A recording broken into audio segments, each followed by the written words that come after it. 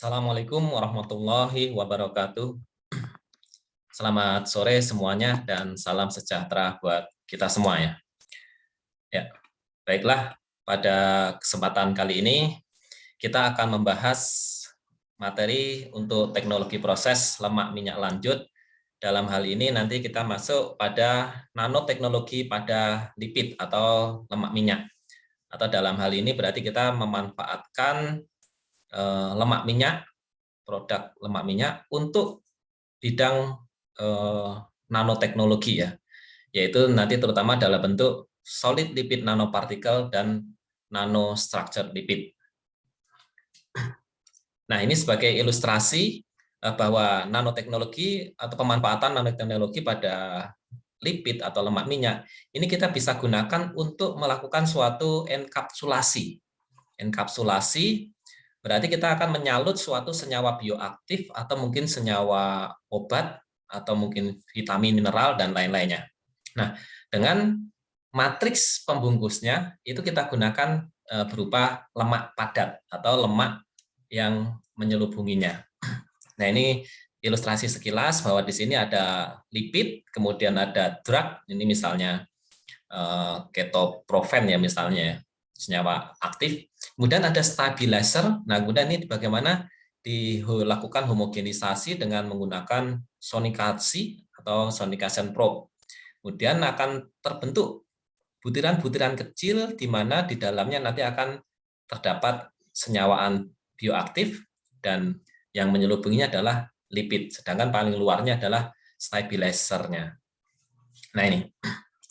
Nah, sebelum lebih jauh kita bahas tentang solid lipid nanopartikel dan nanostructured lipid, di sini ada kita kenalkan paling tidak perkembangan teknologi nanopartikel ini pada lemak minyak ini, di mana nanopartikel dulu awalnya yang ditemukan itu, artinya yang dikembangkan awal-awal itu adalah dalam bentuk polymeric nanopartikel, yaitu biasanya nanopartikel itu disintesis atau difabrikasi menggunakan suatu polimer. Ya, kalau polimer biasanya nggak jauh-jauh dari apa? Karbohidrat dan protein. Karena karbohidrat dan protein tersebut merupakan polimer yang cukup efektif menyalut suatu senyawaan bioaktif ataupun senyawaan-senyawaan yang ingin dilindungi. Nah, seperti itu. Itu sudah dari tahun 1970-an. Kemudian ternyata polimer dari berbasis protein atau berbasis karbohidrat tadi, itu iya menghasilkan nanopartikel yang bagus kestabilannya, stabilitasnya sangat bagus, ukuran partikelnya juga bisa sangat bagus, karakteristik lain-lainnya juga bagus, tetapi ada kelemahannya. Kelemahannya apa? Yaitu adalah karbohidrat dan protein biasa yang digunakan, itu ternyata kalau digunakan untuk menyalut senyawa bioaktif yang nanti kemudian kita konsumsi, ternyata polimer berbasis karbohidrat dan protein ini sebagian besar itu akan rusak oleh enzim-enzim pencernaan sebelum masuk ke usus. Nah, gitu ya. Misalnya kalau berbasis karbohidrat dalam ini biasanya adalah maltodextrin misalnya ya. Maltodextrin. Nah, itu kan istilahnya maltodextrin itu suatu polimer dari karbohidrat yang mana kalau kita makan nanti di mulut sudah sebagian bisa rusak. Kemudian di lambung juga kena amilase juga sudah sebagian rusak. Sehingga belum nyampe usus itu senyawaan bioaktif sudah banyak yang keluar. Ya, bagus di luar tapi begitu masuk ke mulut sudah banyak yang hancur atau masuk di lambung sudah banyak yang hancur. Demikian juga yang berbasis protein. Di lambung terkena oleh enzim-enzim protease yang dihasilkan oleh tubuh kita seperti pepsin, tripsin itu. Nah, itu sebagian sudah akan rusak atau keluar. Sehingga nanti senyawa bioaktif bisa jadi sudah sebagian juga mengalami kerusakan oleh kondisi ekstrim di dalam lambung. Nah, tapi kalau lipid, nah ini kelebihannya adalah atau ini dalam ini sebelum ke sana dicari akhirnya bahan apa yang sampai lambung itu tidak hancur. baru dia akan rilis atau rusak atau hancur itu penyalutnya itu di usus, diharapkan seperti itu. Nah, senyawa tersebut adalah lipid. Nah, ini dikembangkanlah yang berbasis lipid yang paling mudah. Yang pertama adalah berbasis emulsi. Nah, jadi dibuat senyawaan bioaktif itu disalut dengan suatu lipid cair yang kemudian dalam bentuk dispersi yang kita sebut emulsi. Oil in water emulsion. Nah, ini 1950-an, kemudian 1991, nah ini dikembangkan lagi. Kalau bentuknya cair, barangkali stabilitasnya kurang bagus. Karena kita bentuknya cair, ya tentu dia mudah mengalami suatu rilis dan sebagainya ya. Kemudian bagaimana kalau dibuat dalam bentuk padat? Nah, akhirnya ditemukanlah teknologi dalam bentuk solid lipid nanopartikel atau SLN, atau juga dikenal sebagai liposphere, yaitu bagaimana suatu nanopartikel yang padat tetapi penyelimutnya adalah berupa lemak. Nah, lemaknya tentu kita cari ada yang lemak padat. Lemak padat yaitu adalah dari berbagai asam lemak jenuh. Nah, kemudian dikembangkan lagi atau dipelajari, ternyata kalau berbasis lemak padat saja itu kemampuan menyalutnya masih kurang maksimal, artinya bahan yang bisa disalut itu tidak bisa banyak. Kemudian juga ketika lemaknya padat membentuk suatu kristal yang sangat stabil, nah ini loading capacity dari senyawaan bioaktif tadi terbatas. Nah, kemudian dikembangkan lagi lah generasi kedua dari SLN tersebut yang kita sebut sebagai NLC atau nanostructured lipid. Nah, ini generasi yang sekarang banyak dikembangkan, yaitu memodifikasi bahwa penyalutnya tadi tidak hanya lipid padat, tapi juga di dalamnya ada lipid cair. Tujuannya apa? Supaya rongga-rongga di dalam nanopartikel tadi itu lebih banyak, sehingga loading capacity pada senyawaan bioaktif tadi bisa lebih banyak. Seperti itu. Nah, inilah yang akan kita pelajari berikutnya. Nah, secara definisi lipid nanoparticle in solid state, nah ini kita sebut sebagai derived from oil in water emulsion. Jadi ini sebenarnya pengembangan dari emulsi oil in water ya. Oil in water emulsion. Di mana kalau emulsi, nah ini berupa minyak cair. Nah, kemudian bagaimana kalau kita sediakan penyalutnya tadi yang membentuk emulsi tadi adalah lipid padat. Nah, ternyata ini dikembangkan ini turunan dari oil in water emulsion yang awalnya cair kemudian kita buat menjadi padat. Nah, dibuatlah simply replacing the liquid lipid by a solid lipid. Nah, gitu ya. Jadi kita perolehlah nanopartikel dalam bentuk solid lipid. Kita kenal dua tadi, ada SLN, solid lipid nanopartikel, yang ini tentu diproduksi dari tadi lipid jenuh atau lipid padat. Sedangkan pengembangan berikutnya adalah NLC, nanostructured lipid carrier, yaitu kita produksi dari campuran antara solid and liquid lipid. Nah, ini supaya tadi di dalam nanopartikel tadi ada rongga-rongga cairan yang nanti bisa diisi oleh senyawaan bioaktif. Tetapi partikel are in solid state at body temperature. Jadi pembungkus utamanya tetap solid lipid, tapi di dalamnya nanti ada beberapa rongga-rongga yang terbentuk oleh lipid cair. Gitu. Nah, kita bahas dulu untuk solid lipid nanopartikel. Sebenarnya solid lipid nanopartikel maupun nanostructured lipid carrier atau NLC tadi itu sama, pemanfaatannya sama, penggunaannya sama. Hanya beda pada terutama tadi loading capacity-nya. Terutama itu. Kemudian sintesisnya ya tentu beda ya. Nah, kita pelajari dulu untuk yang secara umum advantage of solid lipid nanoparticle ataupun nanostructured lipid carrier tadi ya.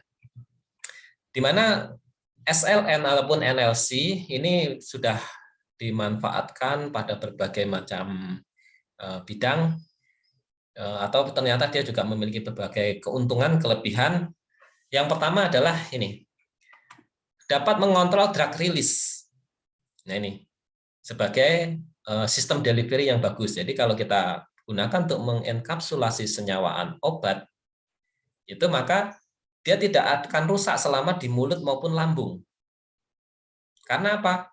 Lipid atau lemak itu tidak akan terhidrolisis oleh enzim-enzim di mulut maupun di lambung.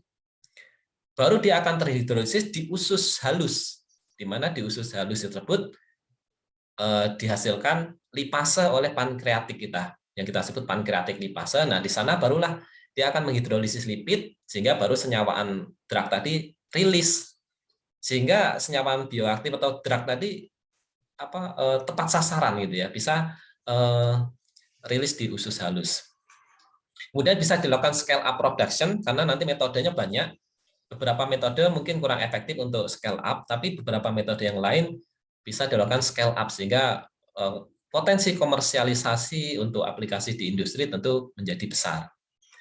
Kemudian enhance bioavailability. Nah, ini bisa meningkatkan bioavailabilitas dari senyawaan yang kita salut, yang kita lakukan enkapsulasi. Gitu. Karena apa? Ya tadi tidak rusak oleh enzim-enzim ataupun kondisi ekstrim di lambung, tapi baru akan rilis di usus, jadi dan penyerapannya akan lebih maksimal. Karena penyerapan itu terjadi ya di usus halus itu ya, penyerapan nutrition atau zat-zat gizi yang kita makan. Drug targeting and gene delivery. Nah, ini juga menjadikan targetnya mau di mana, jadi pas gitu ya tadi ya, supaya tidak rusak sebelum nyampe targetnya. Kemudian bisa digunakan pengaplikasian berikutnya nanti untuk adjuvan for vaccine. Nah, ini bisa menjadi pilihan alternatif kalau kita mau meningkatkan sistem imun yang biasanya kan menggunakan vaksin yang disuntikkan gitu ya. Nah, ini bisa menjadi pilihan tidak melalui suntik gitu ya, tidak melalui suntik tapi melalui dikonsumsi, mungkin seperti itu. Kemudian parasitic disease. Nah, ini bisa membunuh penyakit-penyakit yang diakibatkan oleh parasit, misalnya cacing pita, kemudian cacing parasit yang ada di dalam tubuh. Nah, ini bisa diobati dengan tepat menggunakan teknologi SLN ini. Brain drug delivery, kemudian cancer chemoterapi. Nah, ini juga mulai banyak dikembangkan juga. Nah, solid lipid nanopartikel, gambaran singkatnya, gambaran sederhananya adalah kurang lebih seperti ini. Di mana solid lipid nanopartikel adalah suatu partikel yang ukurannya kurang dari 1 nanometer. Gitu ya. Maaf, kurang dari 1000 nanometer. Ya. Atau kurang dari 1 mikron. Jadi ukuran kecil kan mikron ya. Nah, ini kurang dari 1 mikron. Atau dalam ini adalah dituliskan 50 sampai 1000 nanometer. Ya, ukuran partikelnya ini di bawah 1000 nanometer atau di bawah 1 mikron. Kemudian pada nanopartikel tersebut, bagian luarnya adalah berupa lipid padat, yang ini, ada kepala, ada ekor. Kepala ini adalah bagian hidrofilik, ekornya ini adalah bagian hidrofobik. Ini. Kemudian di sini adalah, ini ini solid lipid tadi ya, ini ekornya bagian hidrofobik, kemudian lipid solidnya itu berarti ada di tengah sini. Kemudian dia akan merangkap senyawa bioaktif di dalam solid lipid ini. Seperti ini. Ini sederhananya. Tapi nanti beberapa akan ada modifikasi, terutama kalau ini, misalnya senyawa bioaktif yang kita salut adalah senyawa yang polar. Nah, nanti bentuknya tidak akan seperti ini. Ini kalau senyawaannya non polar, misalnya adalah vitamin A, vitamin E, itu kan non-polar ya. Kemudian kita salut dengan solid lipid, maka ya kurang lebih hasilnya akan seperti ini. Di mana vitamin A dan vitamin E ada di tengah sini, di dalam lipid padat ini, kemudian bagian luarnya ini nanti dilapisi dengan suatu surfaktan, biasanya seperti itu. Nah, ini morfologi lebih jelasnya, morfologi dari SLN, atau solid lipid nanopartikel ini. Ini adalah solid lipid di bagian tengah, kemudian ada yang warna ungu kecil-kecil ini adalah senyawa bioaktifnya yang disalut. Gitu ya, senyawa bioaktif. Misalnya ada aktif pharmaceutical ingredient, banyak diaplikasikan untuk pada industri farmasi ya. Kemudian bagian luarnya ini, nah ini adalah surfaktan. Surfaktan Yang mana kalau surfaktan kan ada kepala yang bersifat hidrofilik dan ekor yang bersifat hidrofobik. Nah ini ya, ekor yang bersifat hidrofobik, kemudian kepala ini hidrofilik. Nanti ini biasanya dilarutkan dalam suatu larutan yang berisi surfaktan, sehingga nanti partikel-partikel ini akan terdispersi dalam surfaktan tersebut. Seperti itu. Nah, kemudian ini bisa dilakukan beberapa modifikasi kalau senyawaannya itu adalah senyawaan yang misalnya polar. Karena kalau senyawa polar berarti kan tidak bisa langsung disalut oleh solid lipid ini, karena nggak matching. Dia pasti akan lari-lari, mau disalut, mau ditangkap, mau dikerangkap, itu lari-lari kalau senyawaannya itu polar. Misalnya adalah senyawaan vitamin C, atau mungkin senyawaan antosianin.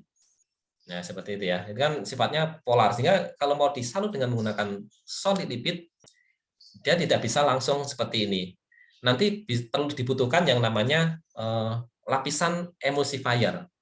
Gitu. Jadi senyawa polar disalut dengan emulsifier, sehingga nanti bagian polarnya dari emulsifier itu ada di dalam, bagian luarnya itu adalah yang non polarnya. Jadi nanti dibalik, ekor-ekornya itu justru ada di luar. Nah, setelah ekor-ekor di luar, baru nanti bisa dicalut dengan solid lipid. Nah, sehingga akan terjadi suatu double layer gitu ya, double layer. Nah, double layer itu nanti sehingga kalau mau membuatnya bisa digunakan yang namanya teknik double emulsion seperti itu.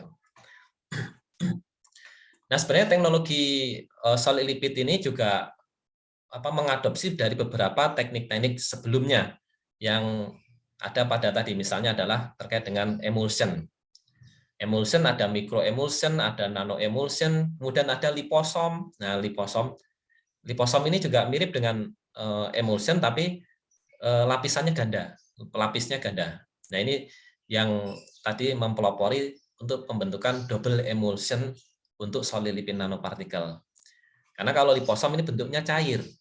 Nah, bagaimana kalau disediakan layernya tadi nanti bisa memadat pada suhu ruang. Nah, maka dibuatlah menjadi solid lipid nanopartikel tapi melalui pembentukan liposom ataupun double emulsion.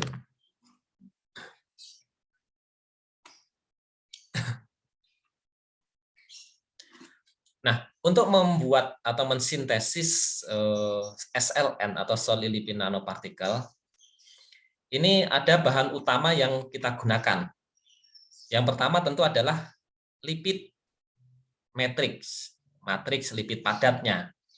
Berarti karena sebutannya adalah lipid padat, maka dia pada suhu ruang harus bentuknya padat. Yang bisa diperoleh dari mana? Nah, ini diantaranya bisa berupa behenic acid, caprylic atau caprylic triglyceride, catipalmitat, kolesterol dinsan, dan sebagainya. Nah, ini adalah semuanya berupa lipid padat atau senyawaan lipid atau turunan lipid yang pada suhu ruang bentuknya padat. Ini sebagai matriks utamanya. Yang berikutnya adalah emulsifier. Emulsifier ini sebagai pengemulsi. Sebagai pengemulsi untuk apa? Nah, untuk memisahkan antara partikel satu dengan partikel yang lain. Jadi bagian luar dari solid lipid nanti dilapisi oleh yang namanya emulsifier. Yang nanti itu akan memisahkan antara partikel satu dengan partikel lain. Seperti itu. Ini kalau layernya hanya satu ya, kalau senyawaan bioaktifnya berupa non-polar. Tapi kalau senyawaan bioaktifnya adalah polar, nah maka emulsifier nanti kegunaannya dua. Yang pertama adalah untuk melapisi senyawa bioaktif, yang kedua adalah untuk melapisi solid lipid nanopartikelnya. Nah, begitu. Jadi ada dua.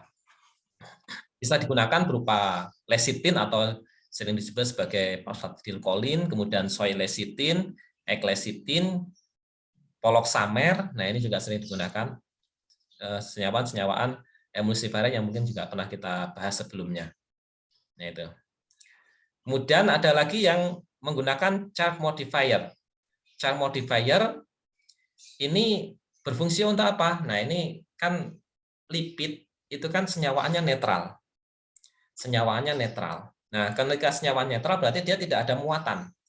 Tidak ada muatan listrik atau tidak ada muatan ioniknya. Karena dia tidak ada muatan, maka bisa jadi nanti antara lipid partikel satu dengan solid lipid partikel yang lain itu mudah untuk bergabung. Itu karena tidak ada gaya tolak menolak dari muatan ioniknya. Tapi akan beda kalau lapisan luarnya ini dibuat menjadi bermuatan, misalnya bermuatan negatif. Maka nanti dari solid lipid sama-sama bermuatan negatif, nanti kalau mau bergabung, ini akan terjadi tolak menolak. Nah, itu bisa nanti dilihat dari nilai zeta potensialnya. Ya, makin tinggi tentu berarti muatannya makin tinggi, maka tolak menolaknya juga akan makin kuat, sehingga mencegah terjadinya aglomerasi atau penggabungan solid lipid nanopartikel. Karena kalau pada bergabung ya nanti ukurannya bisa menjadi besar, bisa menjadi lebih dari 1 mikro. Bisa digunakan diantaranya di palmitoil, fosfatidil, kolin. Nah ini karena senyawaan dari fosfatidil ini mengandung gugus fosfat yang memiliki muatan. Kemudian bisa menggunakan tambahan lagi adalah long circulating agent preservatif. Ini sebagai untuk mencegah kerusakan-kerusakan solid lipid nanopartikel selama penyimpanan. Bisa berupa stabilizing untuk mencegah terjadinya oksidasi, atau bisa untuk mencegah mungkin tumbuhnya mikroba-mikroba yang bisa merusak selama penyimpanan. Nah, ini bisa digunakan polyethylene glycol, sekaligus nanti bisa sebagai diluent. Bisa juga menggunakan poloxamer, kemudian bisa menggunakan ini tiomersal. Nah, gitu. Nah, ini bahan-bahan tadi fungsinya di mana? Nah, ini kurang lebih bahannya tadi. Pertama adalah lipid padat tadi ya. Lipid ini kan sebagai komponen utamanya ya. Yang warnanya hijau. Nah, ini dari sini, selection lipid. Karena jenisnya sangat banyak, maka kita harus bisa memilih mana yang paling sesuai. Ini. Sebagian besar yang memiliki efektivitas tinggi terhadap penyalutan atau enkapsulasi ini, itu adalah biasanya asam lemak jenuh rantai panjang. Asam lemak jenuh rantai panjang, misalnya adalah dari asam behenat. Asam behenat C20 ya. Kemudian bisa juga menggunakan asam stearat. Asam stearat C18,0. Atau yang cukup agak sedikit lebih rendah itu palmitat, asam palmitat C16,0. Itu biasanya yang banyak digunakan. Gitu. Tetapi tentu lemak-lemak jenuh tadi punya sedikit kelemahan ya, karena dia berupa lemak jenuh, maka kalau kita konsumsi berlebihan nanti juga kurang bagus untuk kesehatan. Sehingga beberapa memodifikasi atau paling tidak mencampur. Nah, itu mencampur dengan asam lemak rantai medium tapi yang jenuh ya. Asam lemak rantai medium yang jenuh. Misalnya adalah tadi kaprilat C80 atau kaprat C10,0 atau laurat C12,0. Nah, ini termasuk yang sedang saya kembangkan, itu adalah mencampur asam lemak jenuh rantai panjang tadi dengan asam lemak rantai medium, yaitu adalah laurat. Gitu.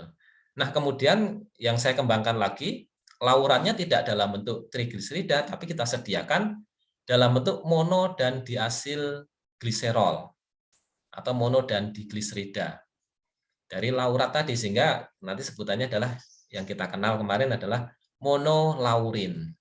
Nah, kalau monolaurin itu bentuknya jenuh tapi punya bioaktivitas yang bagus. Dengan kata lain adalah nanti senyawaan bioaktif disalut oleh senyawa bioaktif juga seperti itu, sehingga nanti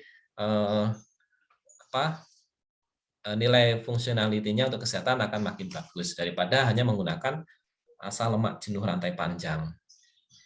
Tinggal nanti berapa proporsi yang bisa digunakan. Nah, itu harus dilakukan optimasi. Nah, kemudian ini jenis drug atau jenis senyawa bioaktif yang akan disalut. Jenisnya apa? Kalau jenisnya itu senyawaan non-polar, maka solid lipid nanopartikel ini akan terbentuk dengan mudah. Karena kan ini senyawaan nonpolar, lipid juga nonpolar, otomatis akan menyalut dengan mudah dan efisiensi enkapsulasinya biasanya sangat bagus. Tapi akan menjadi cerita yang berbeda kalau selection of drug-nya ini ternyata senyawaan bioaktif yang bersifat polar. Nah tadi, sehingga nanti dibutuhkan emulsifier tambahan untuk menyalut drug ini terlebih dahulu, untuk baru kemudian bisa disalut oleh solid lipid ini. Nah kemudian barulah di luarnya kita tambahkan yang namanya surfaktan atau emulsifier sebagai pemisah antara solid lipid nanopartikel satu dengan nanopartikel yang lain. Tuh. Kemudian kalau ingin dibuat suatu padatan yang nanti kita keringkan, nah itu biasanya akan ada tambahan lagi yang namanya adalah cryoprotector. Karena untuk mengeringkan solid lipid nanopartikel ini supaya bisa kering, itu tidak bisa dikeringkan dengan oven atau dengan spray dryer atau dengan pengering-pengering umumnya. Tidak bisa. Pengeringannya harus pengeringan dalam keadaan dingin. Yaitu yang kita kenal biasanya adalah menggunakan freeze dryer. Freeze dryer atau pengeringan dengan dingin, yaitu yang prosesnya adalah freeze drying. Nah, selama freeze drying itu kan ada istilahnya penetrasi dari energi yang untuk mengeluarkan energi panasnya itu. Nah, itu bisa merusak solid lipid. Untuk mencegah supaya tidak rusak, ditambahkanlah ini cryoprotector. Cryoprotector bisa berupa senyawaan-senyawaan diluen seperti polyethylene glycol misalnya tadi ya, polypropylene glycol gitu. Atau mungkin ada juga yang bisa menambahkan sejenis senyawaan hidrokoloid. Nah, hidrokoloid itu juga bisa ditambahkan sebagai cryoprotector.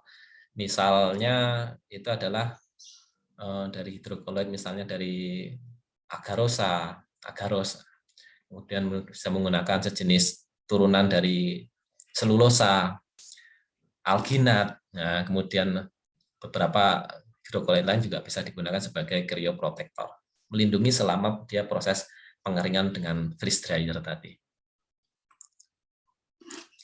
Nah, kemudian jenis-jenis SLN ini ada beberapa yang membuat ternyata meskipun tadi bentuknya adalah solid lipid saja, tapi ternyata bisa kita atur. Apakah dalam bentuk solid solution, ini yang paling umum. Solid solution, berarti apa? Senyawa bioaktifnya nanti tersebar di hampir semua daerah dari suatu solid lipid nanopartikel tadi. Kemudian ada yang namanya drug enriched shell. Jadi di sini justru senyawaan bioaktifnya ada di bagian luar dari partikel solid lipid nanopartikel ini, di bagian luar ini. Kemudian kebalikannya ada yang drug enriched core, artinya senyawaan bioaktifnya hanya ada di tengah-tengah, sedangkan bagian luarnya ini hanya lipid saja. Gitu. Nah ini beberapa punya teknik yang berbeda untuk mensintesisnya.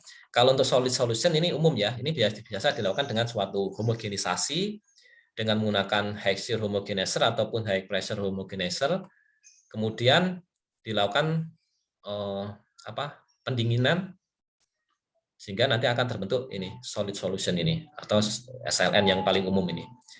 Nah kemudian kalau membuat drug enriched shell, nah ini drug enriched shell ini bisa diperoleh dengan cara apa? Yaitu dengan cara senyawaan bioaktif tadi ini dilakukan jenis pelelehan bersama lipid yang kemudian nanti diaplikasikannya itu belakangan gitu.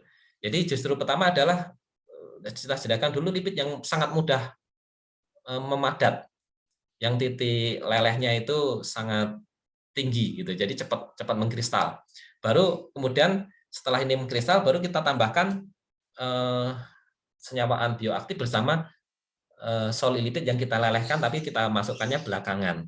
Sehingga nanti dia akan ada di bagian selnya atau bagian luarnya, bagian kulitnya gitu ya. Dan kebalikannya, kalau kita pengen senyawa bioaktif hanya ada di tengah-tengah, nah maka bisa kita lakukan sebaliknya, senyawa bioaktif bersama melted lipid kita masukkan di awal, kemudian di akhir kita tambahkan lipid baru yang belakangan, sehingga nanti akan tersalut lebih tebal gitu ya. Senyawa bioaktif hanya ada di dalam. Seperti itu. Nah, kemudian bagaimana kita membuat atau mensintesis atau melakukan fabrikasi pada SLN ini? Ternyata metodenya ada beberapa macam. Ada beberapa macam, tapi tentu ada beberapa metode yang mudah yang biasa kita lakukan. Kemudian ada juga yang relatif agak sulit, membutuhkan beberapa peralatan yang lebih canggih. Nah, kita kenalkan sehingga nanti barangkali bisa diterapkan, mana yang cocok diterapkan di industri untuk skala besar, atau hanya mungkin skala lab, seperti itu ya. Nah, pertama metode yang umum, yang ini bersifatnya bisa dikomersialisasi, yaitu adalah dengan menggunakan high pressure homogenization, atau sering disebut sebagai HPH. Pada teknik ini, di mana ini lipid bersama senyawaan bioaktif atau senyawaan obat ini dicampurkan terlebih dahulu, kemudian ditambahkan surfaktan, kemudian baru dilakukan homogenisasi dengan menggunakan ultrasonikasi untuk memecah partikel-partikel solilipid tadi menjadi yang kecil-kecil dengan energi kavitasi dari ultrasonikasi. Barulah dari ultrasonikasi ini dilakukan homogenisasi lebih lanjut dengan menggunakan high pressure homogenization, yaitu di mana cairan lipid ini berarti masih panas ya, itu diberikan tekanan yang tinggi atau dilewatkan pada suatu nozzle dan kemudian di sana langsung ada pemecah dari cairan yang berupa dispersi emulsi tadi, dipecah lebih kecil lagi karena tekanannya sangat besar sehingga nanti setiap globula emulsi yang ada di sini akan menjadi lebih kecil-kecil lagi. Nah, begitu dia keluar dari proses homogenisasi, ya ini mungkin mirip seperti yang biasa digunakan untuk pengolahan susu ya. Pengolahan susu itu untuk memecah globula emulsi dari lemak yang ada di dalam susu, itu biasa digunakan high pressure homogenisasi ini. Begitu keluar, nah ini langsung dimasukkan dalam suatu air dingin, gitu ya, dimasukkan dalam air dingin. Atau juga bisa ya air biasa kemudian baru didinginkan. Tapi biasanya yang disukai adalah menggunakan air dingin, gitu ya.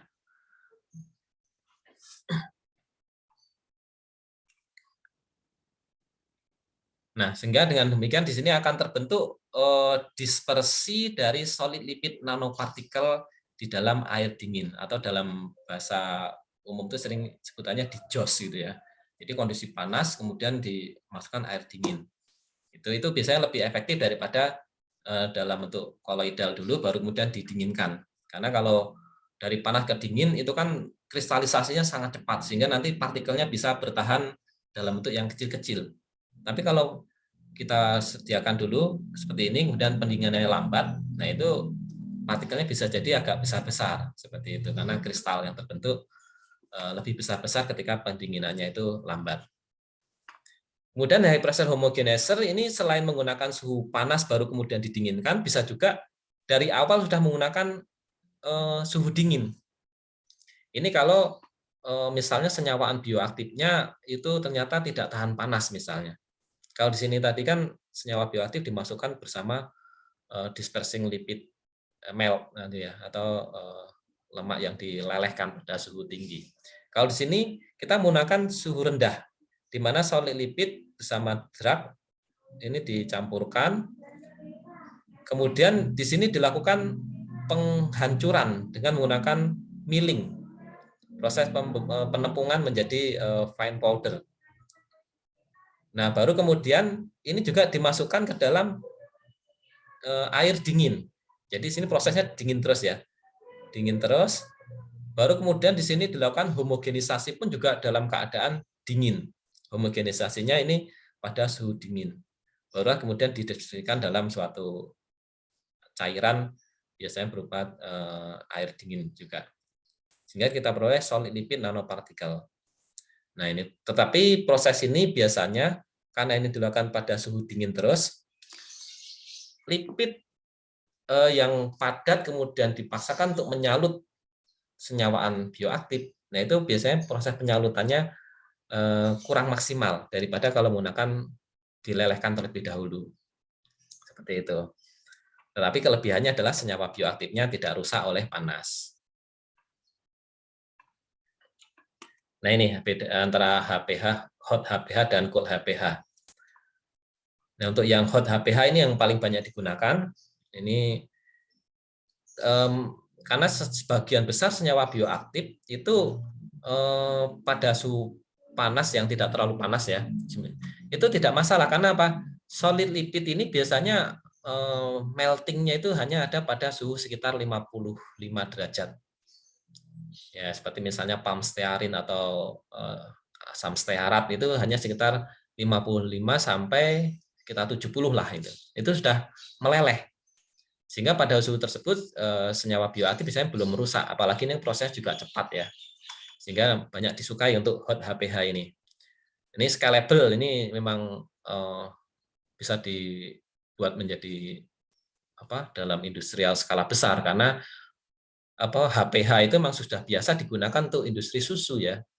Nah, bedanya kalau ini adalah yang dimasukkan bahan bakunya bukan susu, tapi adalah suatu dispersi dari solid lipid nanopartikel tadi yang lemaknya itu dilelehkan. Lemaknya dilelehkan akan membuat emulsi, menyalut senyawa bioaktif dalam bentuk emulsi, baru kemudian setelah keluar dari HPH didinginkan, kemudian akan menjadi dingin pada suhu ruang itu. Kalau cold HPH ini kelebihannya tentu tidak berpotensi terjadinya degradasi senyawa bioaktif, tetapi mungkin secara proses lebih sulit, lebih lama biasanya seperti itu karena pada kondisi padat itu homogenisasi biasanya agak sulit dilakukan, atau pada suhu dingin itu juga lebih sulit, lebih lama biasanya seperti itu daripada pada suhu yang lebih tinggi. Nah, kemudian selain dengan HPH, ini ada temannya sedikit berbeda. Kalau tadi menggunakan tekanan, kalau ini menggunakan shear atau suatu gesekan. Nah, ini yang kita kenal sebagai high shear homogenization, HSH. Caranya hampir sama, yaitu lipid fase ditambah senyawa bioaktif, dipanaskan dalam suatu aqueous phase. Ini biasanya tadi berupa surfaktan. Di sini berarti lipid bersama senyawa bioaktif kemudian dimasukkan surfaktan yang encer gitu ya, fasenya encer. Nah, kemudian di sini dilakukan homogenisasi, tapi homogenisasinya adalah menggunakan ini HSH atau orang sering nyebut sebagai ultraturak. Nah, gitu ya. Ultraturak, high shear homogenization. Di sini dilakukan pengadukan tapi kecepatannya sangat tinggi. Misalnya adalah 13.000 sampai 15.000 RPM. Kalau padukan mixer umumnya kan biasanya hanya sekitar 3.000 sampai 5.000 RPM ya. Nah, ini dilakukan pada kecepatan 13.000 sampai 15.000 RPM. Sangat cepat sehingga nanti akan memecah globula-globula dispersi ini menjadi ukuran yang lebih kecil lagi. Nah, baru kemudian ditingkatkan lagi homogenisasinya dengan bantuan ultrasonikasi. Ultrasonikasi. Jadi setelah di sini maka akan terbentuk partikel yang lebih kecil-kecil lagi. Barulah kemudian dilakukan pendinginan. Kalau bahasa saya tadi adalah dijos ke air dingin gitu ya. Dituang ke air dingin. Misalnya suhu 5 derajat ya, air es itu ya. Tuang ke air dingin, maka diperolehlah ini globula-globula emulsi yang kecil-kecil tadi, yang berukuran nano tadi, itu langsung akan memadat membentuk suatu ini padatan partikel solid lipid nanopartikel itu. Tapi karena ini ukurannya kecil, maka ini tetap melayang-layang. Bentuknya padat tapi melayang-layang. Sehingga di sini nanti akan diperoleh suatu cairan yang keruh. Tapi kalau dibiarkan dia tidak akan ngendap. Gitu. Karena apa ya, ini sangat stabil karena apa? Ukuran partikelnya tadi kecil-kecil, hanya ukuran di bawah 1 mikro. Sehingga Untuk memisahkannya itu bisa digunakan ultracentrifuge. Ya, jadi sentrifuge tapi kecepatan juga sangat tinggi. Kalau sentrifuge biasa itu biasanya kecepatan sekitar 3.000 sampai 4.000 rpm. Nah, kalau ultracentrifuge ini nanti dengan menggunakan ya kecepatannya tadi sekitar 13.000 sampai 15.000 rpm. Sehingga nanti baru bisa mengendap. Itu pun juga tidak semuanya ngendap. Gitu. Kadang masih ada yang terdispersi di larutan atau di dalam cairan tersebut. Nah, sehingga juga bisa digunakan teknik kedua adalah menggunakan apa? Kita lakukan yang namanya pengeringan dengan freeze drying. Nah, ini yang pernah kita lakukan. Waktu itu kita coba lakukan centrifuge. Ya, ini ternyata tidak ngendap-ngendap, bahkan sampai kecepatan 13.000 tidak mau ngendap. Karena saking kecilnya ukuran dan stabilnya tadi. Sehingga kemudian ya udah kita lakukan langsung dengan pengeringan beku dengan freeze drying, sehingga otomatis dia akan cairannya ini akan menguap, sehingga yang tersisa hanya tinggal padatan solid lipid nanopartikel seperti itu. Nah, teknik yang lain adalah dengan micro emulsion technique.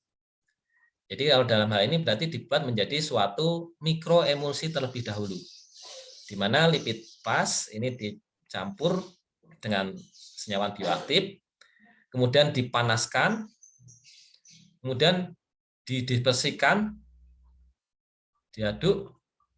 Nah, tetapi di sini surfaktannya ini dibuat menjadi banyak. Karena apa?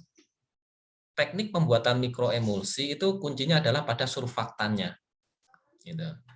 Kalau pengadukannya ini tidak bisa menggunakan tadi Hexier homogeneisasi, kalau hanya pengadukan yang umum, nah ini bisa kita lakukan untuk membuat ukurannya kecil itu adalah surfaktannya dibuat yang banyak, sehingga nanti partikel-partikel itu akan terdispersi dalam kecil-kecil dan jaraknya jauh antar partikel satu dengan globula satu dengan globula yang lain. Itu yang menjadi mikroemulsi terlebih dahulu. Surfaktannya dibuat menjadi banyak, baru kemudian didinginkan dengan air dingin. Nah ini menggunakan konsep mikroemulsion. Nah ini konsepnya tadi adalah kuncinya adalah surfaktannya harus dibuat yang banyak. Tapi kalau menggunakan HSH tadi, surfaktannya tidak harus banyak-banyak, karena akan dibantu pemecahan globulanya dengan Hexier homogenisasi plus ultrasonikasi tadi. Nah, kemudian ada lagi menggunakan membran kontaktor teknik. Nah, kalau dalam hal ini pembuatan atau fabrikasi solid lipid nanopartikel tadi setelah dipreparasi antara lipid dan senyawa bioaktifnya plus surfaktannya, kemudian dia dilewatkan pada suatu membran. Dilewatkan pada suatu membran yang pori-porinya kita sediakan dalam bentuk ukuran di bawah 1 mikro atau ukuran nano gitu. Sehingga nanti senyawaan ini dipaksa untuk keluar melewati membran yang berukuran di bawah 1 mikro, sehingga yang lolos hanya yang ukuran 1 mikro. Gitu. Kemudian barulah dikumpulkan di sini, didinginkan di sini. Ini. Jadi ini kuncinya adalah membrannya ini pori-porinya harus di bawah 1 mikro. Kemudian sebelum dimasukkan ke membran ini, berarti harus dibuat dispersi dengan ukuran yang kecil, bisa dengan bantuan Hexier homogenisasi ataupun ultrasonikasi gitu ya. Nah, teknik yang lain ada phase inversion teknik atau PIT. PIT teknik. Bedanya di mana? Nah, kalau di sini ini dilakukan pemanasan dan pendinginan berulang. Nah, gitu kuncinya di sana. Di mana di sini lipid fase berupa lipid dan senyawa bioaktif kemudian dipanaskan dalam surfaktan, misalnya adalah twin ya. Biasanya yang sering dipakai adalah twin 80 biasanya yang dipakai itu. Didispersikan di sini, kemudian homogenisasi dengan bantuan Hexier homogenisasi tadi. Kemudian dipanaskan, kemudian didinginkan, dan kemudian dipanaskan dan didinginkan berulang sampai minimal 2 kali. Nah, itu akan memecah dari globula emulsi tadi untuk menjadi lebih kecil-kecil. Nah, setelah dipanaskan, didinginkan beberapa kali, misalnya 2 kali, barulah nanti didinginkan. Nah, pemanasan dan pendinginan berulang itu ternyata bisa memecah globula emulsi tadi menjadi lebih kecil-kecil.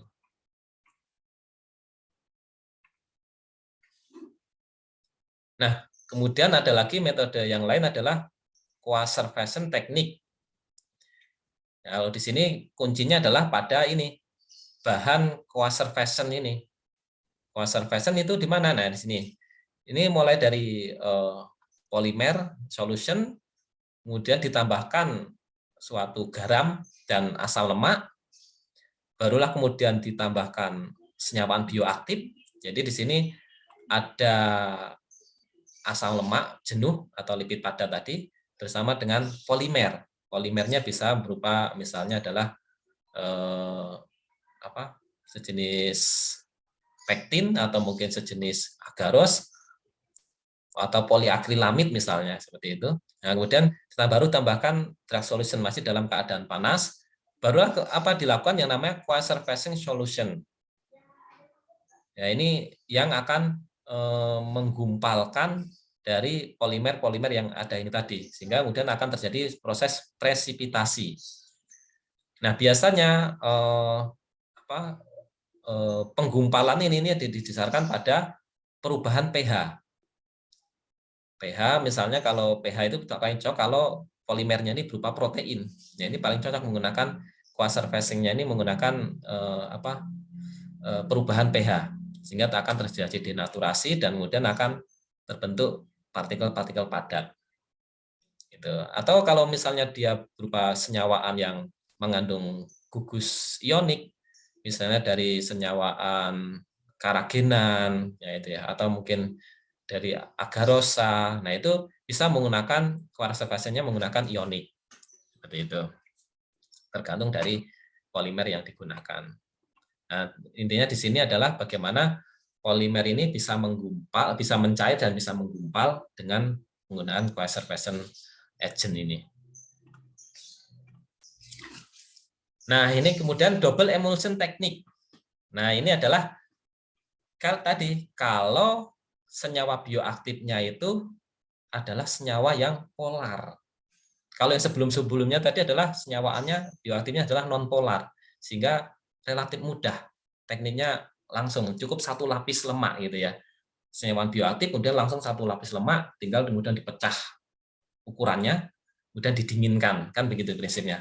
Kalau ini tidak bisa langsung demikian, tetapi kita sediakan dulu di mana ini drug solution-nya ini kita tambah lipid material, tapi kemudian kita tambahkan emulsifier pertama, gitu. Tambahkan emulsifier pertama untuk membentuk apa? Water in oil emulsion. Water in oil emulsion. Jadi di sini senyawaan bioaktif akan dilapisi dulu oleh emulsifier, baru kemudian dilapisi oleh lipid. Nah, begitu. Kemudian setelah dilapisi oleh lipid, barulah dilapisi oleh surfaktan. Nah, gitu. Jadi emulsifiernya ada 2. Di sini nanti ada penambahan emulsifier, kemudian di sini akan ada penambahan emulsifier lagi.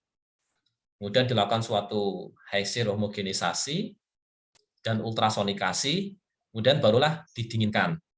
Nah, inilah yang kita lakukan pada penelitian kami di tim solid lipid nanopartikel. Ini kebetulan melakukan enkapsulasi pada senyawaan zat besi, ferrosulfat. Senyawaan zat besi ferrosulfat itu kan sifatnya polar ya. Sehingga untuk membuat solid lipid nanopartikel itu harus dibuat menjadi double emulsion WOW ini. Yaitu tekniknya adalah zat besi diberi emulsifier, bisa berupa lecitin, bisa berupa monoasid gliserol. Nah, kebetulan yang saya pakai adalah monoasid gliserol dari stearin kelapa, atau kalau kita sebut di sana adalah rich in monolaurin. Nah, karena monolaurin juga bersifat emulsifier, sehingga tadi ikut membentuk emulsifikasi, kemudian baru kita masukkan asam stearat. Nah, tapi asam stearatnya jumlahnya bisa kita kurangi porsinya. Karena apa? Sudah ada stearin dari minyak kelapa yang berupa monolaurin itu. Nah, sehingga nanti akan terbentuk lapisan double emulsion antara obat, senyawaan tadi zat besi, kemudian monolaurin, barulah asam stearat. Nah, baru di luarnya lagi terakhir adalah nanti menggunakan twin 20 untuk mendispersikan atau membentuk WOW emulsion ini.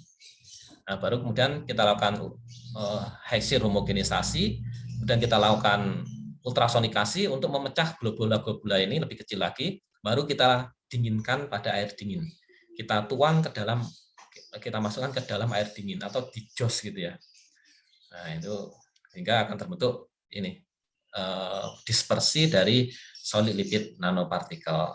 Barulah ini kita keringkan dengan menggunakan freeze dryer. Gitu. Karena ya tadi ini sangat stabilnya kita pisahkan dengan sentrifuge itu ternyata masih sulit. Ya udah kita uapkan airnya dengan freeze dryer. Tapi prosesnya cukup lama, memakan waktu hampir 3 hari ya. 3 hari untuk mengeringkan ini. Nah, kemudian teknik kedua yang juga kita sudah cobakan adalah ini, emulsification solvent evaporation.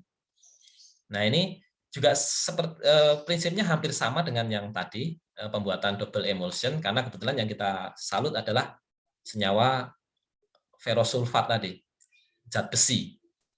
Hanya bedanya adalah cairannya kita ganti dengan solvent.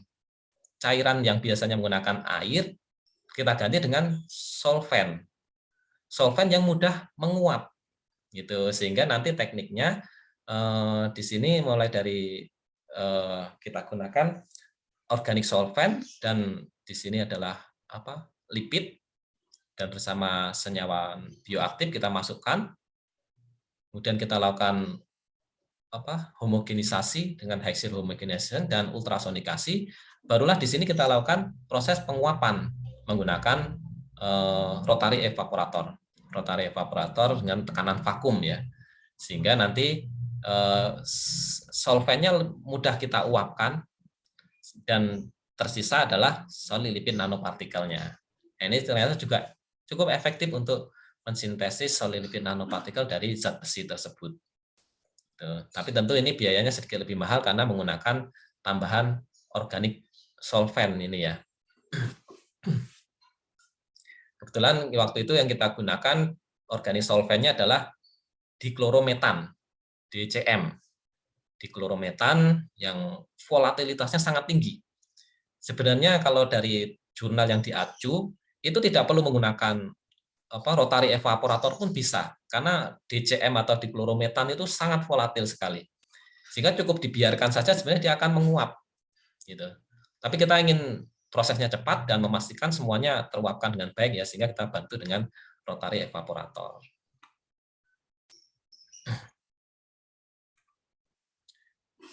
Nah, kemudian parameter apa saja yang menentukan kualitas dari solid lipid nanopartikel yang kita sintesis tadi.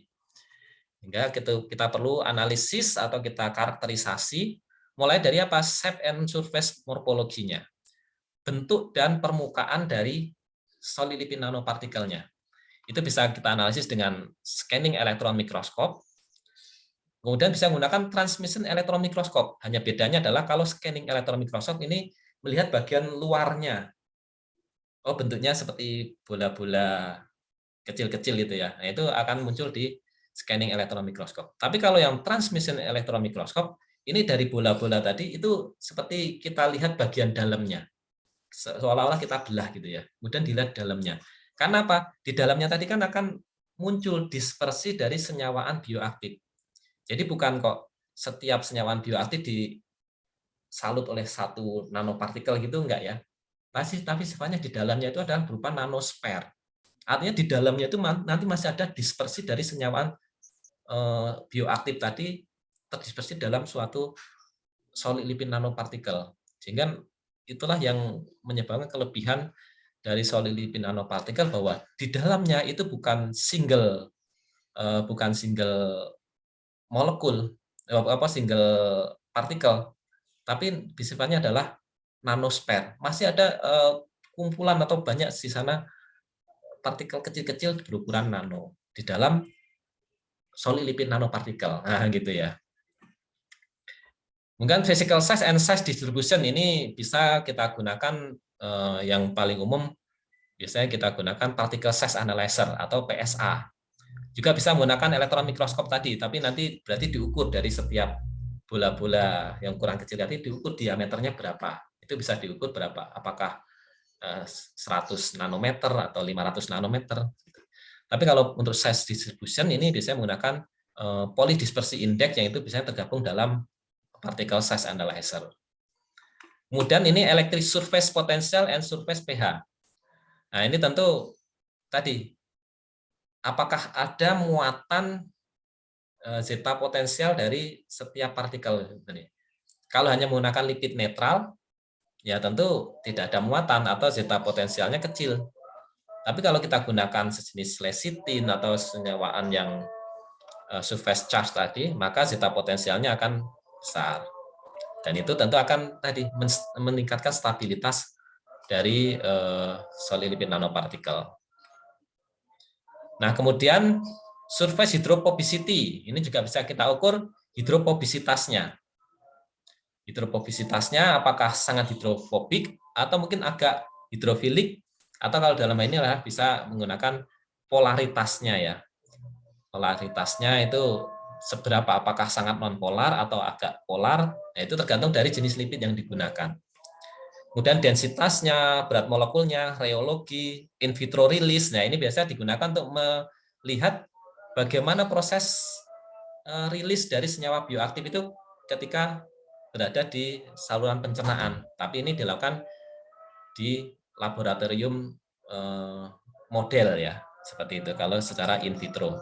Kalau in vivo barulah menggunakan hewan coba. Kalau in vitro ini biasanya menggunakan skala lab, itu biasa menggunakan sel yang kita ambil, kemudian kita masukkan sel penyerapan gitu. Misalnya kalau untuk zat besi adalah dengan sel CaCO sel itu ya. Nah, itu bagaimana dia akan menyerap, apakah lebih efektif dibanding dengan zat besi kalau tidak dilakukan enkapsulasi, misalnya seperti itu.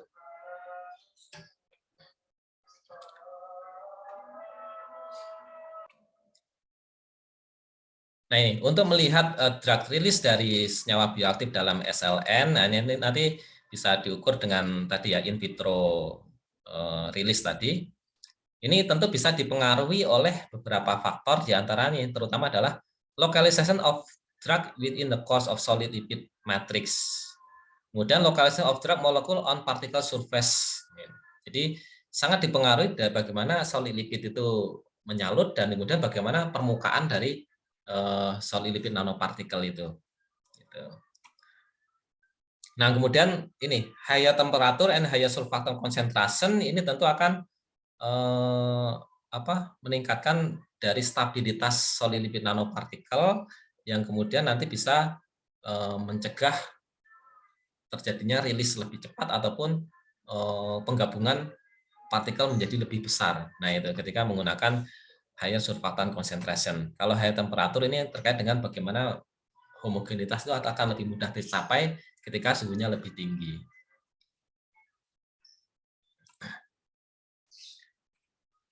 Nah, ini beberapa aplikasi SLN sebenarnya banyak, tapi ini saya ambil dari penelitian kami yang kebetulan sudah dilakukan oleh adik-adik.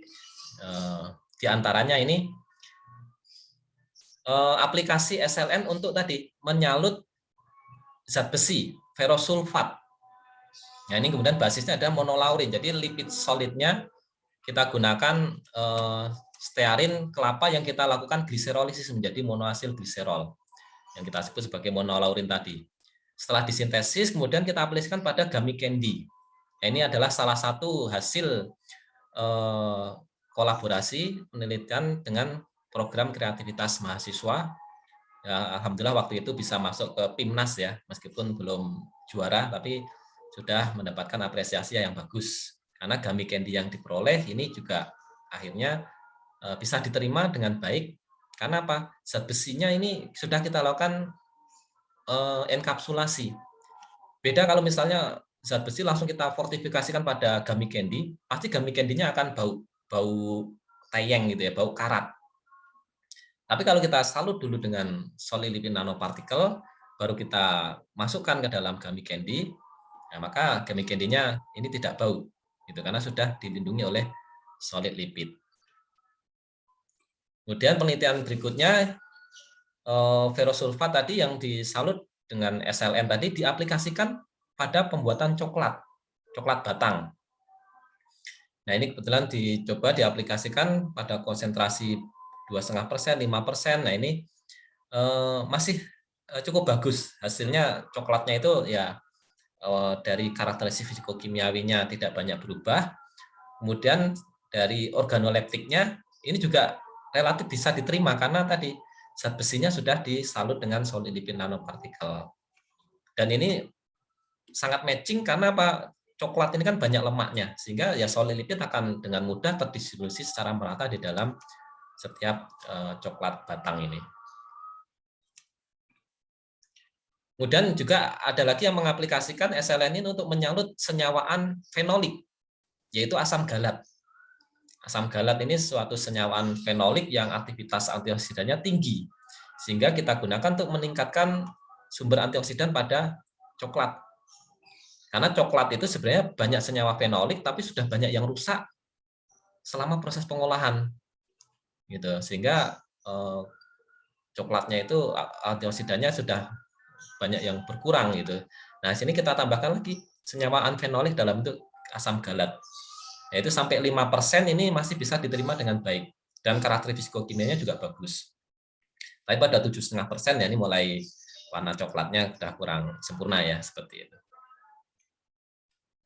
Nah, berikutnya ini, kalau tadi yang kita bahas adalah SLN, kemudian bagaimana kalau dibandingkan dengan NLC, bedanya di mana tadi? Katanya NLC ini adalah generasi kedua dari SLN. Nah ini, ilustrasinya adalah kurang lebih seperti ini. Kalau SLN, ini adalah isinya, yang kuning ini adalah solid lipid, kemudian senyawa bioaktif akan terdistribusi di dalam solid lipid ini, kemudian surfaktannya ini ada di luarnya tadi, misalnya twin 80. Nah, seperti ini. Tapi di tengahnya ini adalah solid lipid yang sangat padat. Nah, kalau NLC bedanya ini.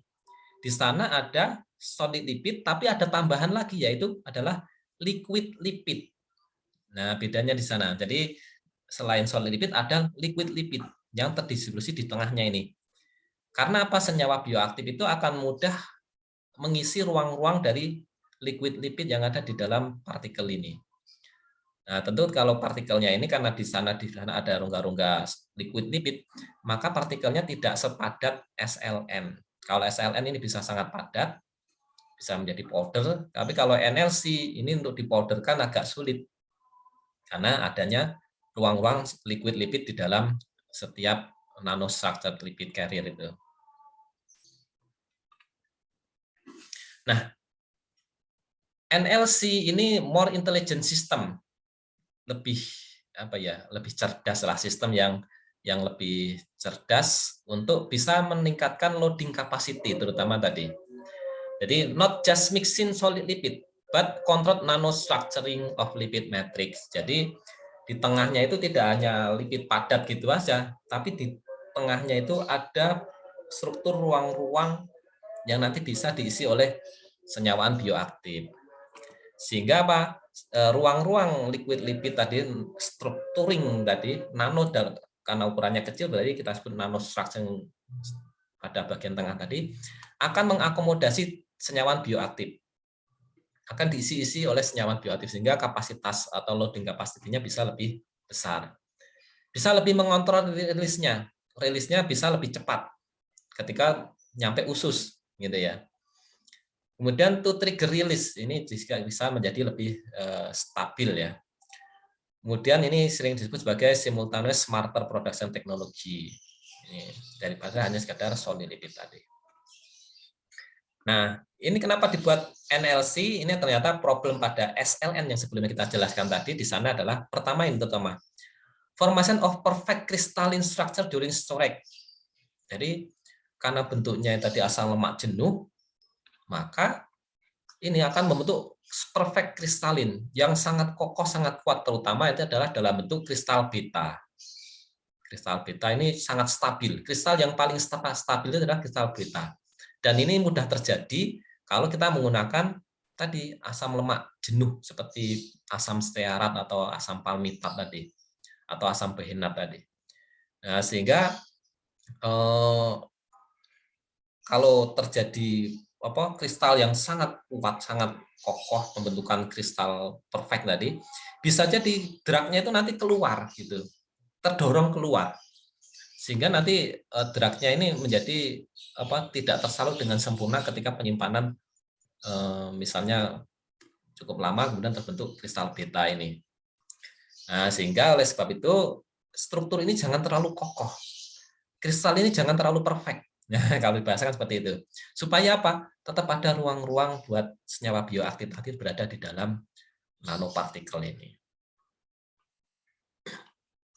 Nah, ini. SLN ini kita ibaratkan seperti bangunan tembok yang tersusun oleh batako ya, yang rapi. Susunannya rapi, kuat.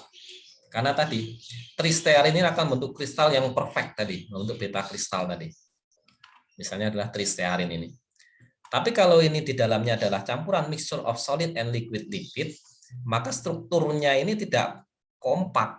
Tapi ini kalau diibaratkan ini ada yang bentuknya segitiga, ada yang segi empat, ada yang lingkaran, ada yang limas bentuk segi lima misalnya. Sehingga tetap ada ruang-ruang ini. Nah, itu nanti akan bisa diisi oleh senyawa bioaktif lebih banyak. Imperfection in lattice. Nah, ini kalau diperhatikan ini adalah suatu NLC.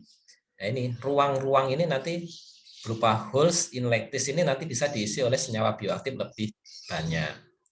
Dan kalau disimpan tadi agak lama, tidak akan terbentuk kristal yang terlalu kompak. Sehingga ini senyawa bioaktif tetap berada di dalam, tidak akan terdorong keluar karena pembentukan kristal yang terlalu solid tadi. Gitu. Karena senyawa bioaktif ini biasanya bukan senyawaan kristalin yang sangat tinggi, biasanya sifatnya adalah senyawa-senyawaan yang relatif mudah larut air gitu ya, biasanya seperti itu. Nah, NLC ini multiple carrier. Nah, pada NLC ini karena lipidnya tadi dibuat bermacam-macam, tidak satu jenis lipid, maka kita sebut sebagai multiple carrier. Ada yang cair, ada yang padat, bahkan mungkin ada semi solid dan sebagainya. Maka akan membentuk ruang-ruang sehingga ada oil nanokompartemen di dalamnya ini yang nanti akan diisi oleh senyawa bioaktif tadi. Nah, ini misalnya keuntungannya ini pada untuk mengenkapsulasi retinol. Retinol itu sejenis senyawaan vitamin A atau vitamin A yang bisa menjadi sumber vitamin untuk kita butuhkan gitu ya. Nah, ini menjadi higher drug load, ini loading capacity-nya akan menjadi lebih tinggi. Film compression, nah ini terbentuk suatu inkorporasi itu sejenis kolaborasi di antara senyawa-senyawaan tadi yang lipid solid dan lipid liquid tadi, itu akan merangkap secara ini ya secara utuh tapi tidak terlalu kompak banget gitu ya. Nah, gitu. Sehingga ruang-ruang tadi akan terisi dengan banyak oleh senyawaan retinol ini. Nah, kurang lebih ini sebagai gambaran ketika menggunakan teknik SLN, kapasitasnya hanya bisa sampai 1%. Tapi ketika menggunakan NLC ini loading capacity-nya bisa naik menjadi 6%. Nah, dengan kata lain kita bisa sediakan suplemen atau suatu produk yang kandungan senyawaan bioaktifnya bisa 6 kali lipat daripada SLN. Seperti itu. Nah, itu tadi sebagai gambaran perbedaan antara SLN dan NLC. Secara prinsip hampir sama, hanya beda pada matriks lipidnya yang ditambah dengan lipid cair. Dan sebelum diakhiri, silakan dijawab kuis berikut yang dikerjakan, dikumpulkan melalui Google Classroom yang disediakan, ataupun melalui email saya, edi.subroto@unpad.ac.id. Yaitu adalah sebutkan atau jelaskan pemanfaatan atau aplikasi solid lipid nanopartikel tadi ya, atau SLN tadi. Sebutkan atau jelaskan pemanfaatan atau aplikasi solid lipid nanopartikel. Tadi sudah sebutkan beberapa, ada pemanfaatan yang lain yang sangat banyak, baik dari jenis senyawa bioaktifnya, ataupun nanti aplikasi untuk fortifikasinya, gitu. Ataupun untuk sistem delivery senyawa bioaktifnya. Silakan dikerjakan, dan materi hari ini saya kira kita cukupkan sekian. Jika ada kurang lebihnya, saya juga mohon maaf yang sebesar-besarnya. Terima kasih semuanya. Semoga sukses dan sehat selalu semuanya. Assalamualaikum warahmatullahi wabarakatuh.